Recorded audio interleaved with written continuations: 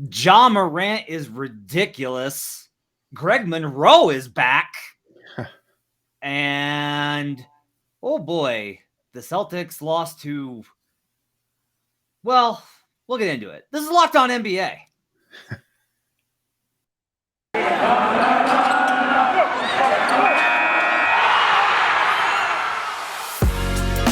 You are Locked On NBA, your daily NBA podcast. Part of the Locked On Podcast Network, your team every day. Welcome to Locked On NBA, your daily source for all NBA knowledge in the universe. I'm Matt Moore, senior NBA writer for the Action Network and host of Locked On Nuggets. David Ramil, host of Locked On Heat. This is your Tuesday episode of Locked On NBA, breaking down 7 really great games in the association tonight, as well as some very weird games because everything's very strange right now because of COVID. David, how you doing? Hanging in there a lot better than the rest of the NBA, I'll tell you that much. Yeah, we'll get into all of it. We'll get into all the weirdness as well as the drama and the excitement and all the good things and the bad in this show. But first, I want to tell you that today's show is brought to you by Truebill. Truebill is the new app that saves you money by helping you identify and stop paying for the subscriptions you don't want or need and can even negotiate better deals on those you want to keep. Check it out at Truebill.com. All right, David, we got 7 games on the slate, but I think we have to start in the desert, where the Phoenix Suns, coming off of what was probably a pretty bummer of a loss to the Golden State Warriors on Christmas, tight, really well-played game, but the Warriors found a way to get that win. It was a big game for a number of reasons, including the Warriors go up 2-1 in the season series, and they are looking like they're probably going to have tiebreaker, and it also kind of shows like, that the Warriors are in a position to beat them. They come in tonight for a letdown spot. They get hit with COVID because that was their time, as COVID comes for all NBA teams right now. Despite what LeBron might think. Exactly. Despite what LeBron might think, the shorthanded Phoenix Suns. No Monty Williams, first off, on the bench. Williams out, health and safety protocols. No Jay Crowder. Elfrid Payton got out and he played. But no DeAndre Ayton was a late scratch. Right. So they're going through the same rolling. This has been the concern for me, is that it's not just that we get these, it's a bunch of guys have COVID. It's that a couple of guys have COVID and then there's a game. And then a couple more guys have COVID and then there's a game. And it's that was honestly, I'm not kidding, David. I took the Grizzlies. I bet them tonight in part because I was like, look, Crowder's out and that there's a pretty good chance that they're going to hit with another one. And it comes down still to the wire. Memphis leads for much of the game, but then Phoenix storms back, takes the lead, and then Ja Morant happens. Yeah. And a 3-pointer by Devin Booker with just 5 seconds left in the game, but that was still too much time for Ja Morant. He drives to the baseline, an acrobatic fall-away shot, hits the shot, puts him up 114 to 113. A huge game for Morant, 33 points, 14 to 25 from the floor, 3 of 5 through a 3-point range. Great game for him. Look, as phenomenal a scorer as you're going to get in the NBA. In last week's episode, it was his first game back from injury, and I questioned whether or not they were still kind of trying to figure out the fit with Morant, in particular with Jaren Jackson Jr., but they figured it out. Just give the ball to Morant, and I guess that's going to lead you to a victory more often than not. So they get a big win here. I will say it's a couple of interesting things from this game. One, this is the formula for the Grizzlies if they want to get a win, right? It's Desmond Bane goes off for 32 points, 12 of 22 shooting, 6 of 11 from 3, 6 boards, 3 assists. Huge game from Desmond Bane. The Grizzlies starters won their minutes. Adams was plus 14. Bane was a plus 3. Morant was a plus 15 in this game. The problem for the Suns was that with Ayton out, they started JaVale McGee, and they still went to drop coverage, and the Grizzlies ate them alive. It was mid-range after mid-range. They play off of Desmond Bane. They did not treat him as a serious second scorer with Dylan Brooks out. I don't know why, but it really burned them and hurt them. Maybe Crowder helps with that a little bit as a perimeter defender, but between McGee, who I thought was really, really bad in this game, he's had a really great season. What I think is probably JaVale's best season so far. But this was he got exploited and targeted by Memphis. They built a lead, and that was what kind of allowed them to control this game until the end. And then Morant can do that. He can hit these. He's really good at hitting buzzer beaters and clutch time shots. So big win for Memphis, who continues to be. They're interesting in that I noticed this when I was doing a preview for them over at Action Network that the Grizzlies now are 10-5 versus teams over 500. Yeah. They're tied for the most wins in the Western Conference versus teams over 500. They're also tied for the second most losses versus teams under 500. The Grizzlies are very much any given night. So big win for them. Where do you want to go next? Well, I was just curious. Are you a believer in their chances at becoming a title contender? Because I think that's the big debate, right? Like they seem really good. They lost Morant for a prolonged period of time, then they go on that win streak. They get him back. They're a little iffy, as you said, on any given night. Who knows what could happen with them? But do they have a good chance of actually being able to contend for a title? I think in time. I think much like the Thunder, it's going to take time for them. I think Jackson's going to get better. He's made a leap this season, and that's been really good. I think finding Bane has been big. I think finding Melton. I think they can't keep all the young guys because they just are not going to be able to afford them. But they've got a lot of assets still that they can use. Though we'll see when they kind of start moving towards whatever in terms of like moving for veterans. But I do think that there's going to be some level of they got to coalesce eventually. But I think they got some time still to see how it's going to go. And look, fourth in the West right now. They're in a good spot to make the playoffs outright and continue to learn and get better. You can assess like how far you are away from the title once you've made a real run. And last year they won the play-in, and that was like their first entrance. And now they got to see if they can actually like how are they going to do as a more established team. Yeah. Oh, well, they're building, they're progressing, they're growing and evolving. Speaking of growing and evolving, and two teams that, are kind of going in opposite directions, at least in my opinion. The Chicago Bulls and Atlanta Hawks met up for the first time this season. Two of the, potential powerhouses in the Eastern Conference. The Bulls, as good a team in the East right now, second just to the Brooklyn Nets in the Eastern Conference standing. Trae Young was back in the lineup for the Atlanta Hawks for the first time after, he was just cleared minutes before the game tipped off in Atlanta. So they welcomed him back. He had a great game. 30 points, I think it was for him. But the story of the night was 29 points for Trae Young, but 33 points for Cam Reddish. He was the star for the Atlanta Hawks. But you know what? None of that mattered because they had DeMar DeRozan and Zach LaVine on the other end. They scored a combined 65 points. DeRozan had his three-point shot falling tonight, 2 of 2 from three-point range. But the one who did have his three-point shot late in the game was Nikola Vucevic, who had a fantastic game from him. 24 points. He hit 2 back-to-back threes late in the fourth quarter to help extend the Bulls' lead there. He went 4 of 8 from three-point range, 17 rebounds, 6 assists, 4 blocks. Just an overall game for him. And look, I'm so glad for Vucevic, having gone to Orlando for a great portion of my career covering the NBA at large, but still going to the closest arena to me in Orlando and seeing Vooch kind of toil away in mediocrity there and not be appreciated by the national audience. It's good to see him in a major market and continue to thrive. Look, I know he's been somewhat inconsistent, but he's still a great overall player, an underrated passer, great shooter, etc. I was listening to the broadcast, the Hawks broadcast, and they didn't know that Vucevic could shoot from the outside. It's like, where have you been for the past couple of years of his career? But anyway, just great game for him. And look, the Bulls look like the real deal. The Hawks, still a problem. I remember we talking to you 2 weeks ago, and you said you had legitimate concerns about their defense, and that was the case today. The Hawks actually led early in the game by as much as 9 points, and then the Bulls just stormed back. Every time the Bulls would just make a run, the Hawks kind of looked flabbergasted. They just had no idea what to do out there. Couldn't contain DeRozan or LaVine. Couldn't seem to find any crucial scoring other than Reddish in clutch situations there. And overall, just a team that, somewhat discombobulated. And look, again, they're missing key players. I get that. Who isn't at this point in time? That's not necessarily an excuse. I'm just not a believer in what the Hawks are capable of this season. Yeah, it's frustrating because it's like you can say they're missing 12 guys. Missing Collins is a big deal. Sure. That's the one guy I will say that I will point to and go, he's literally had the best net rating on the team. He's been most important for them. But the problem is you still had Young, Bogdanovich, Capella, and you got 33 points out of Cam Reddish. And all of the starters were in the minus. They got beat by the starters. Like your bench unit did fine.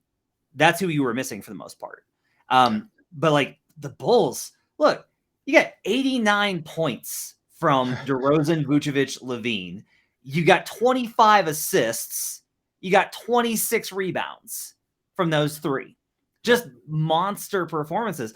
And for as much as John Collins matters, and he does, like Lonzo Ball matters, and he was out for this one for the Bulls. So Alex Caruso out too. I mean, I'm sure he would have at least limited Trae Young somewhat, if he would have been in the lineup too. So without those two guys, their defense wasn't there to apply pressure to Reddish and Young, who were their top scorers for Atlanta. They found a groove last season with under McMillan, but they just don't have it this year. That's my big problem is like, I just don't know. I don't know how the Hawks improve their defense to the level that they're going to need to in order for them to make the kind of run that they're going to want to. And so for me, look, again, the Bulls are really good and they've proven that time and time again. And they're good when they're missing guys. Like they've found ways to win, but the Bulls shot 55% from the field and 49% from three on 37 attempts. They hit 18 threes. The Bulls are not a high 3-point rate team. Right. And you're asking too much of your offense and Trae Young.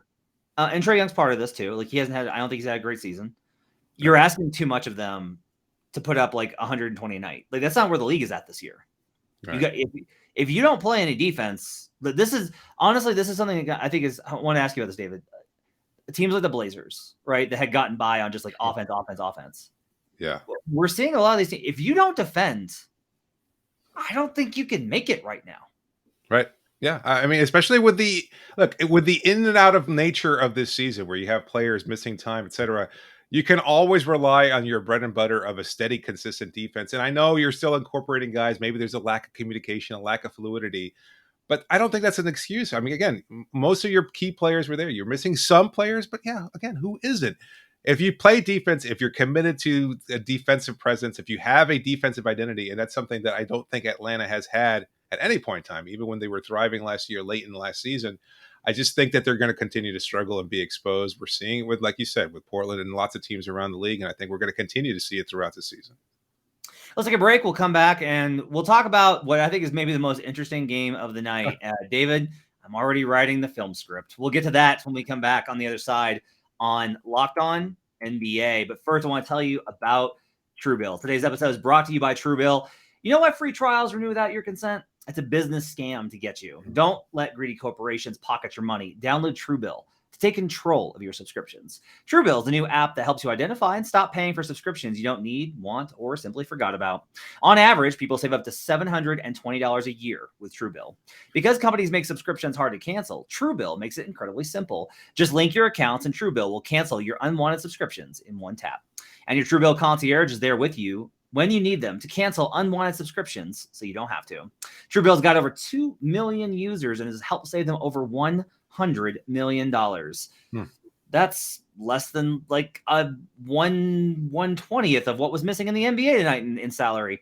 Don't fall for subscription scams. Start canceling today at Truebill.com/LockedOnNBA. Go right now. Truebill.com/LockedOnNBA. It could save you thousands a year. Truebill.com/LockedOnNBA.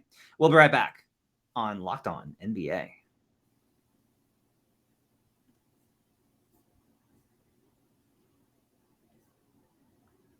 Thanks for making Locked On NBA your first listen each and every day. For your next listen, check out the Locked On Now podcast, nightly recaps of every NBA game with analysis from our local experts. Listen to Locked On Now on Apple Podcasts, Spotify, or watch it on the Locked On NBA YouTube channel.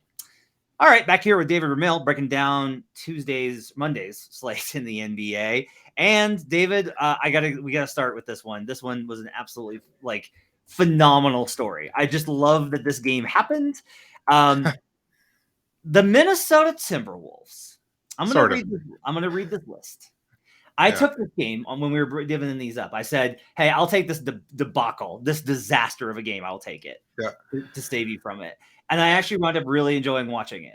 Out for the Wolves: D'Angelo Russell, Anthony Edwards, Karl Anthony Towns, Jared Vanderbilt, Naz Reid, Taurean Prince, Patrick Beverley, and McKinley Wright. All of their starters were out. Like Okogie starts sometimes, but for the most part, that's all their starters. They were without all of their starters, all of their stars. Now, I will say for the Boston Celtics, they were without Jason Tatum, Josh Richardson, Marcus Smart, and Dennis Schroeder, along with Bruno Fernando, Aaron Nesmith, and Enos Freedom. And so, when I tell this story later, when I write the movie of this, I can't mention the fact that the Celtics were also in a really bummer of a place and that they're missing their best player and they're on the road and it's a tough spot and everyone's tired and it's none of that matters. The Minnesota Timberwolves win 108-103. Just Nathan Knight, who was with the Iowa Wolves in the G League up until just recently on a two-way contract, goes for 20 points on 8 of 11 shooting, 11 rebounds, 4 assists, a monster performance. Jalen Noel goes for 10 of 18 for 29 points, 6 boards, 3 assists, 6 of 9 from 3. And then there's Greg Monroe. Okay, flashback to Sunday, David. I'm at the GLeague Showcase in Vegas, trying very hard to stay as far away from every human being because, Omicron. Yeah. So, but I'm watching this game, and all of a sudden I see that like Greg Monroe's playing. I was like, oh my God, Greg Monroe's like in the G League. And I'm like, he looks really good. Like he's slim. Like he's kept himself in shape. He's training down here in South Florida, actually. He's got a local trainer that he's been working with. He's been pretty consistent. I actually thought the Heat might take a flyer on him because they were looking at bolstering their center rotation. And in fact, instead they've gone to Omer Yurtseven, who nobody knows, but he's been playing pretty well. But instead, now he's dominating games for the Minnesota Timberwolves. Who would have figured? 11 points, 9 rebounds, 6 assists in 25 minutes. For Greg Monroe, 5 of 9 shooting and a plus 13. Moose back. After the game, they asked him about if he knew any of the guys he was playing with, and he was like, I'm going to be honest with you, Jalen Noel balled out for us tonight. I had no idea who that guy was. Like, neither did I. This story is amazing. Like, I really want to write like a script treatment for this, David, and have it be like, these guys come in for 1 week because of the pandemic. They've never played together, and they go out and they beat the Boston Celtics. And again, don't get me wrong. The Celtics are taking this loss hard. I'll also say, like like Celtics Twitter is a mess tonight.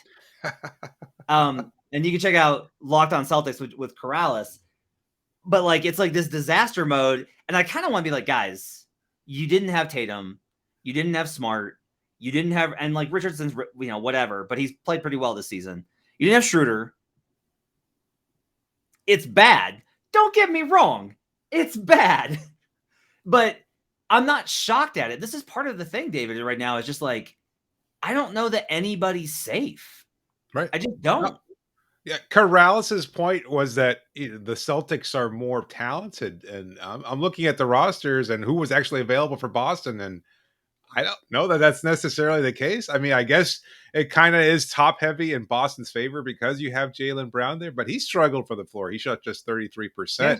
He was not great. You figure he would pick up some of the slack with Tatum out, and that was not the case. So I could see why Celtics Twitter is burning down right now because it's not a great place for them to be. But hey, look, their whole season's been kind of not necessarily disastrous, but it has not gone as well as planned. I was high on the Celtics to start the season, but they've been so inconsistent. They just haven't been able to find any kind of comfortable rhythm. And then, of course, the inconsistency of the league around them. So it's a strange place to be. But should we be making more of this Wolves team, somehow putting this team together and finding a way to win at the 11th hour here? Because it's not just as a feel-good story, but look, the Wolves are an improved team. They're contending for a playoff spot. Maybe we should be talking more about the Wolves kind of treading water until if they do get the rest of their roster healthy and in place at some point. One of the reasons I was so big on them in preseason is I really believe in Chris Finch. Yeah. I just believe. Now, I can't really give Chris Finch credit for this point. No. It's like I can't give him credit for coaching this team up when he met them like 45 seconds before the game started. So there's just no way. I do think that there's something to be said, though, for one, in the regular season context, the basketball is so casual. And it's so right now, and in particular, it's so messy. if you just have guys that play with energy and know how to play together, I will say, like, it's a great job by the front office to find these guys, right? Like, they brought in like guys that can seriously help, and it's especially the fact that they're not just bringing in retreads. Like Greg Monroe's a retread, don't get me wrong, but like that's like a guy that. But I'll also say this: Monroe wasn't just sitting around, right? Like he wasn't just sitting around. Like he's playing in the G League, right. So like, at least there's some level of focused attention on who's going to be able to play in our system, and those kind of things, I think, are generating some of the success. But I think the Wolves are a great story this season. I think they're going to wind up being in the play-in. I don't think they'll be any higher than that, but I've said that all along. I think this Wolves team is good. I think that they're not great, but yeah. What about the Celtics then? I mean, we were just talking about them. Yeah, they have more talent. They'll eventually get everybody back at some point. But right now, they're just kind of floundering, and they look rudderless. And this is a team that's kind of overachieved over the last few seasons. And now they're the exact opposite end of the spectrum, where they just don't have any kind of clear-cut leadership. There's no presence. There's no voice in that locker room to help guide them. After the game, I think Al Horford made some comments about that they were looking in the mirror and searching for their identity. And when Jaylen Brown was asked about it, he didn't want to have anything to do with that answer. He didn't want to touch that at all. It's not great in Boston there. So is it a trade away from fixing these problems, or is it just this is another lost season amongst many teams that are probably going to be experiencing lost seasons? Because that's kind of how it feels right now. I'm not sure if Boston's going to be able to figure out. Look, they've still got a positive net differential there. I mean, they're a pretty good defensive team when they're engaged. It's just, when will they be engaged, especially when they're missing half their roster? So I think the big key is, like, we can talk about the Celtics in the big picture. And I think that they do need a change. Like, this is what I felt like on Christmas. I think they have to trade Marcus Smart. And it's not because I think Marcus Smart is bad. It's that they need somebody who's actually a point guard. Right. Like, Marcus Smart was basically a shooting guard that's like transitioned to playing point. Smart plays like he thinks that he's the third part of their triumvirate. Like he plays like he's the third superstar. And there's a lot of reasons for that. Like, Marcus in college legitimately was like a scoring stud. But he's not what they need. They need a table setter. Like, they just need somebody to get the offense organized and run basic stuff. But I can't really point to that tonight because, Tatum didn't play and Smart didn't play. And when you really look at it, you mentioned Jaylen Brown, who was 8 of 24 for 26 points tonight, 10 boards, 4 assists, but he was a plus 11. Right. They won their minutes with Jaylen on the floor. But Romeo Langford, who was forced to step in because of everybody else that was out, was a minus 32 in 36 minutes. Yeah. So, like, that run is, really what wound up killing them. And so I think the answer is yes, they need a trade, but things are not as bad in Boston as it looks either. It's I think it's somewhere in the middle. Yeah, I'll try explaining that to Celtics fans tonight. Let's move on to the Utah Jazz taking on the San Antonio Spurs. This was a pretty easy win for Utah, despite the fact that they were missing Donovan Mitchell. On the Spurs side, they were missing DeJounte Murray. Obviously without Mitchell, they were looking for a good amount of scoring, but their defense in general is slightly improved when Mitchell is off the floor, and that was the case tonight. They really put the clamps on a good San Antonio team that's overachieved somewhat. Even without Murray, it looked like they were going to be able to at least keep this game somewhat close, but the Jazz just too good. Too much from Rudy Gobert, 16 points from him, 13 rebounds, 2 assists, a steal, and 3 blocks. And again, their defense in general was really, really good. They got 23 points from JC, Jordan Clarkson, stepping up in Mitchell's absence, hitting 9 of 21 shots, a little inefficient from 3-point range, 2 of 7, but doing just enough to put the Jazz over the edge. And I think when you look at this game, you can disregard what happened with the San Antonio Spurs, because while the score was a lot closer than it looks, it was mostly due to a last-second surge late in the fourth quarter from the Spurs, when I think they scored like 10 points late in the game there, actually forced the Jazz to put their starters back in for a brief minute there until they were able to actually seal the deal there. But for the Utah side of things, it looks like they're improving their defense. It's been a little bit inconsistent this season as they're incorporating players, as they've missed players due to injury and COVID and everything else like that. But I think they're starting to find their defensive identity. And this is a team that gets so widely overlooked. And yet here they are, still overachieving, still 24-9 at this point in time, still a very, very good team. And yet for them, it's always going to be about how they define themselves via their postseason record. I think that's the big question mark for them, and we'll see how that plays out. But for now, they're just going to be the Utah Jazz that we've come to expect, a good team, deeper than they might be in seasons past, and still a very, very good group led by some excellent coaching there. Do you have any thoughts about this game in particular before we move on? Yeah, I mean, I think San Antonio has played so much better lately, and they just could not get enough going, especially on the inside.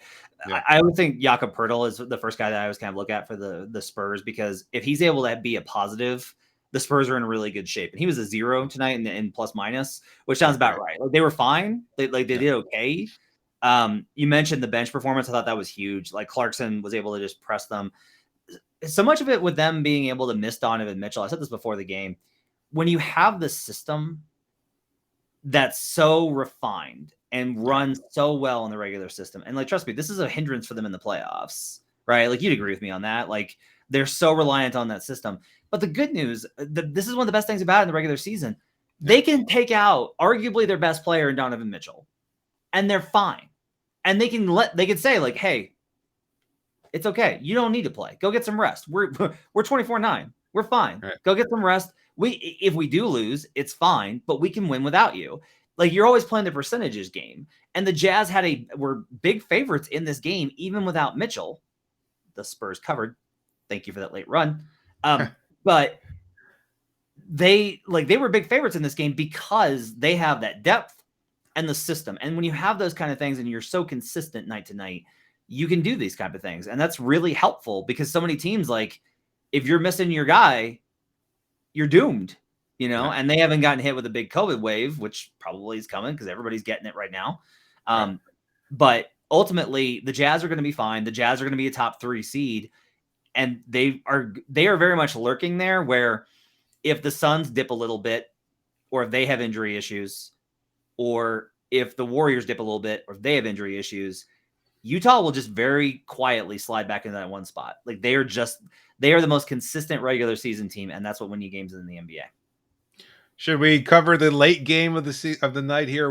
The Brooklyn Nets taking on the LA Clippers. Of course, no Kevin Durant. Of course, no Kyrie Irving. They're missing a bunch of players themselves. No LaMarcus Aldridge, et cetera, et cetera. But they still have one James Harden on the Brooklyn roster, and he was the difference maker for the Nets. 39 points from him, 15 of 25 from the floor, 4 of 9 from three-point range. This was the James Harden that's kind of been a little bit missing in action, not quite as consistently out there, with Kevin Durant leading the scoring for Brooklyn. And he was phenomenal tonight. He was, again, the difference maker for the Nets. The Clippers, no Paul George, no Kawhi Leonard, of course, are missing key players as well.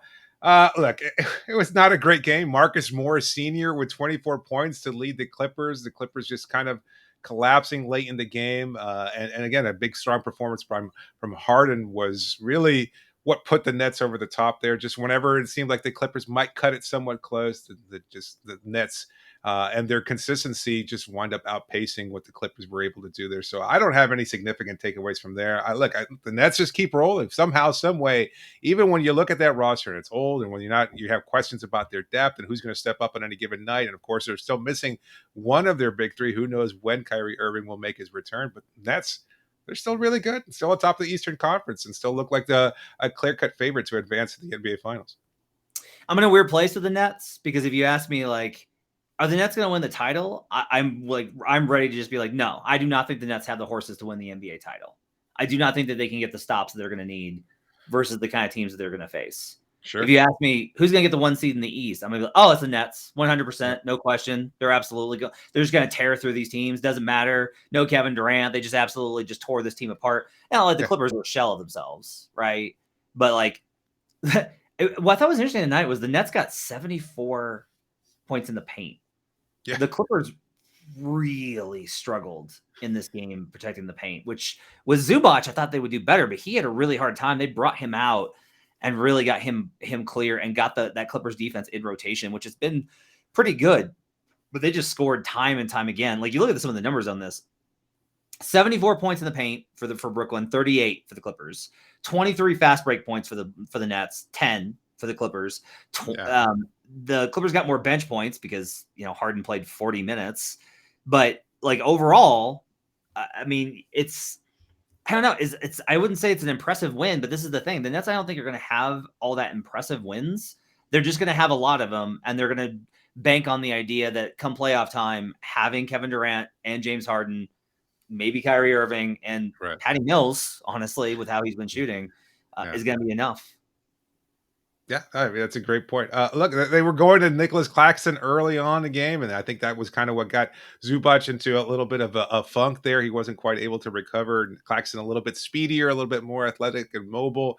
He got 18 points, 8 of 9 from the floor, and I think that was a big advantage for the Nets. But yeah, they're a good regular season team, and again, we'll see. We haven't seen what this group is capable of yet. They have not been at full strength, and I'm not sure exactly when and if we'll ever be able to see them. But it probably won't be until the postseason. By then, who knows what the rest of the league will look like at that point. But you know what? We'll cover the rest of tonight's games in the next segment. But first, let's tell our listeners and viewers about Bet Online.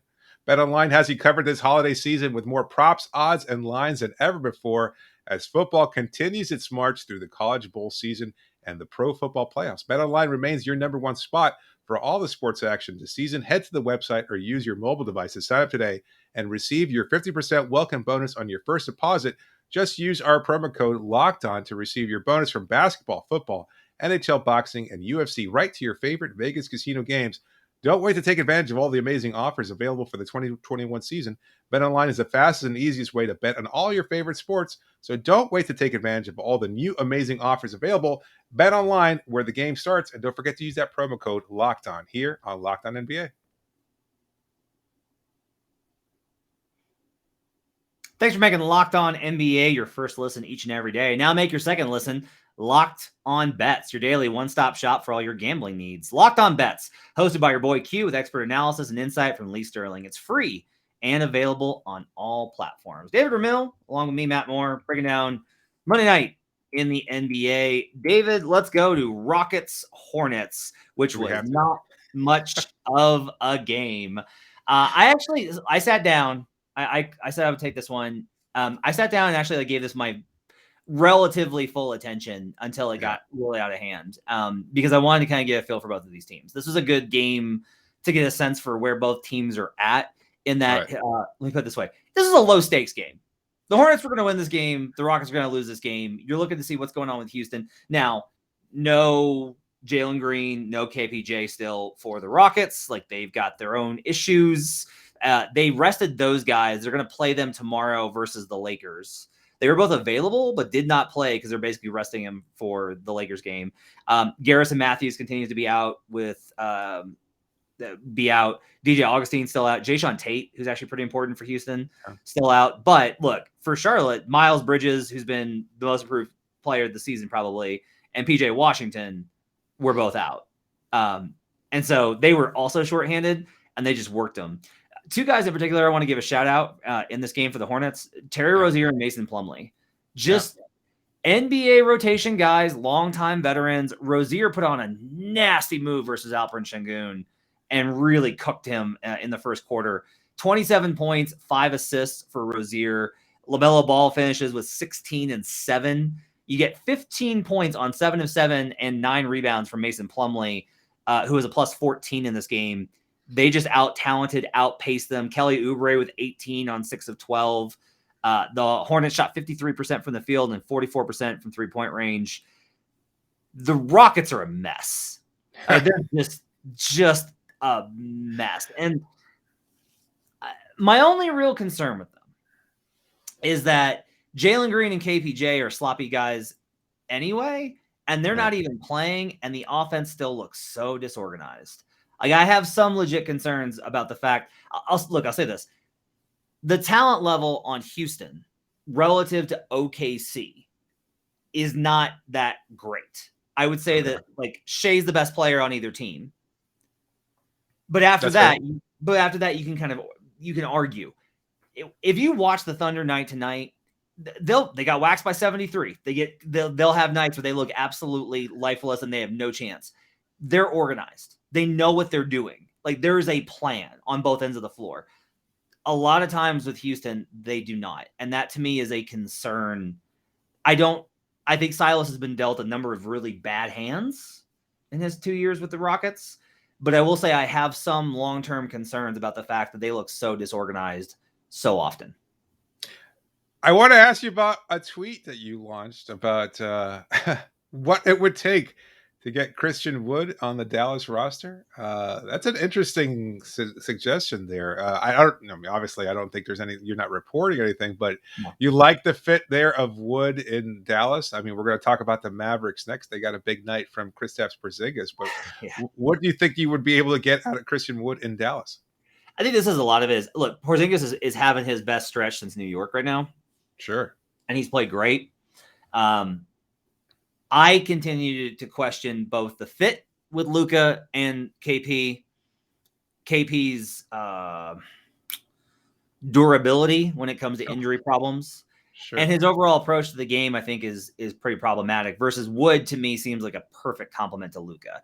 He's a guy that can rim roll, play aggressive, finish inside, offensive rebounds. He's a more aggressive threat at the rim, which is what I think Dallas really needs. They have Dwight Powell and Kristaps.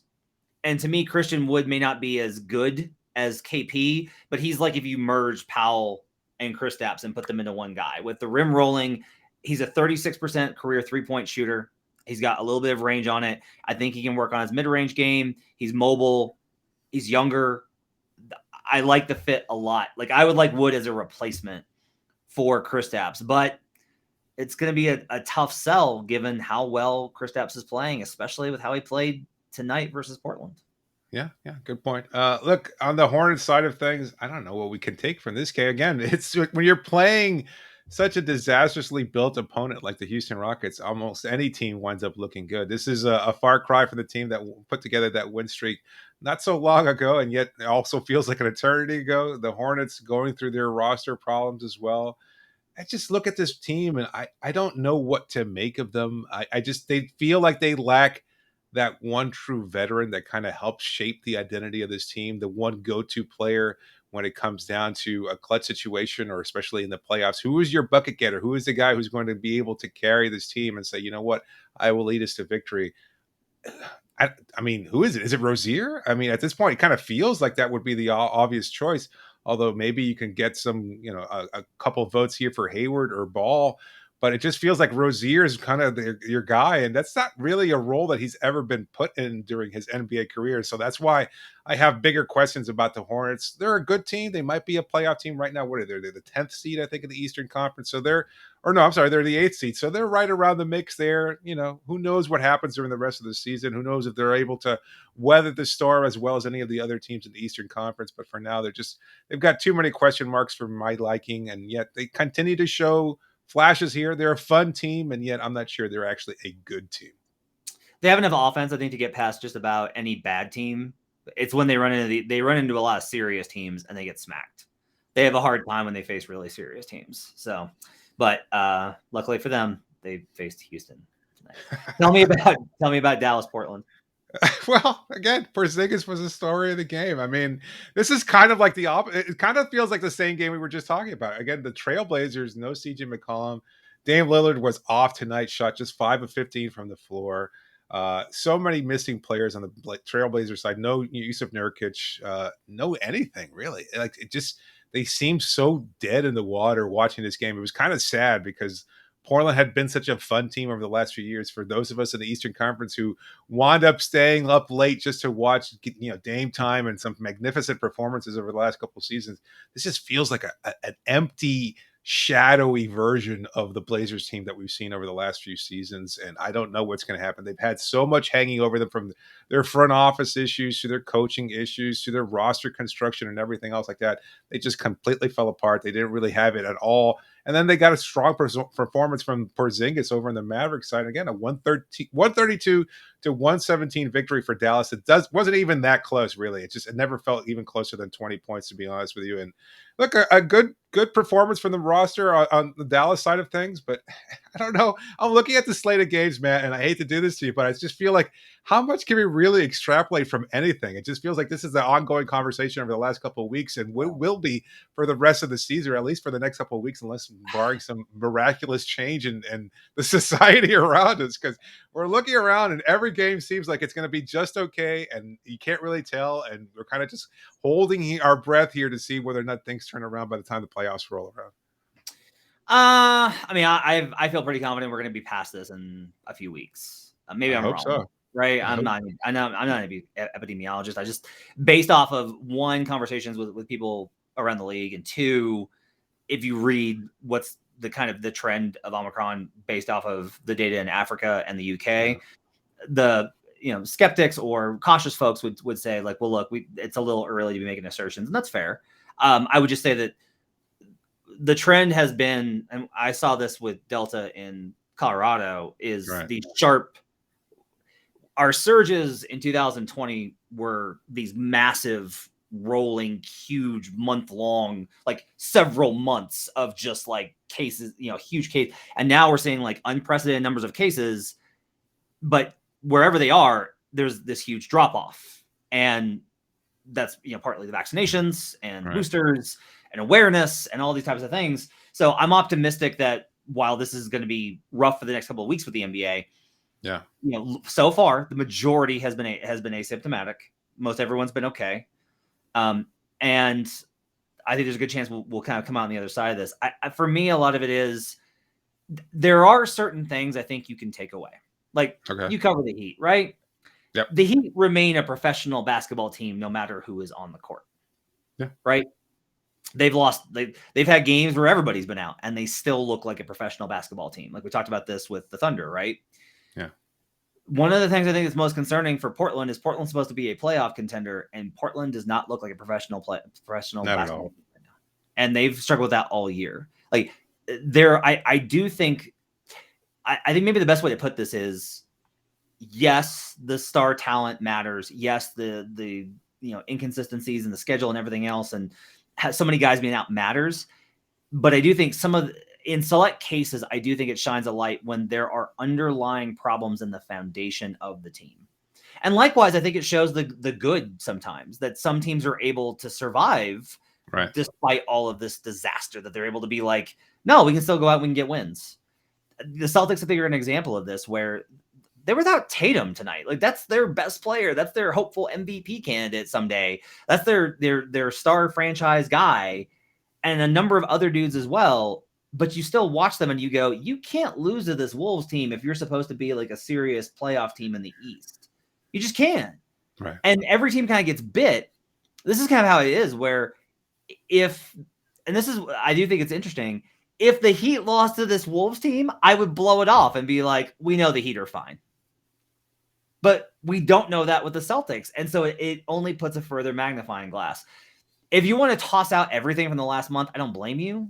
I said this last night. I don't think right now, I'm used to thinking about the NBA regular season and going, there are good wins and bad wins and good losses and bad losses because of the context of the season and when you play teams and where you're at, etc. That's gone right now. There's only like wins and losses. Any way you can get a win, you take it, because nobody seems safe right now. Yeah, that's a good point. The baseline is completely skewed at this point. There's no reference point kind of exists right now because so many teams going through so many different issues. But that was well said. Anyway, it'll be interesting to see what teams continue to tread water. Hopefully, we'll get, as you said, a break. Especially as they're leading up towards the All-Star break and the trade deadline and everything else, which is kind of another challenge that I'm sure we'll talk about further down the road. Because by that point, you kind of have to start deciding whether or not you've seen enough, even with all the impacts of the roster, whether or not you're a buyer or a seller, whether or not you can afford to pull the trigger for that one move that you think might put you over the edge there to contend for a title, or whether or not you're looking to blow things up. Portland certainly feels like they're on that other end of the spectrum where they might blow things up, but who makes that call? I wonder whether or not they have something in place already where they're thinking about making changes that could impact the future of Dame Lillard in Portland. Let's go wrap it up for Locked On NBA. David Ramil and myself, Matt Moore, thank you for joining us. Make sure to check out the show on YouTube. Make sure to give us those 5-star reviews. Helps out so much. You can give us a like on Spotify and a subscribe. That's also awesome. We're on Spotify as well. Check out YouTube. Check out David's podcast, Locked On Heat. You can follow him on Twitter at bramil13. I just had to pull up your number. I know it's Steve Ramil, but there's a number in there. Yeah, there's a number. D Ramil 13. You can catch me at HP Basketball on Twitter. Thanks for joining us, everybody. Locked On NBA will be back tomorrow night with another episode. Thanks for joining us. We'll see you guys again next time on Locked On NBA.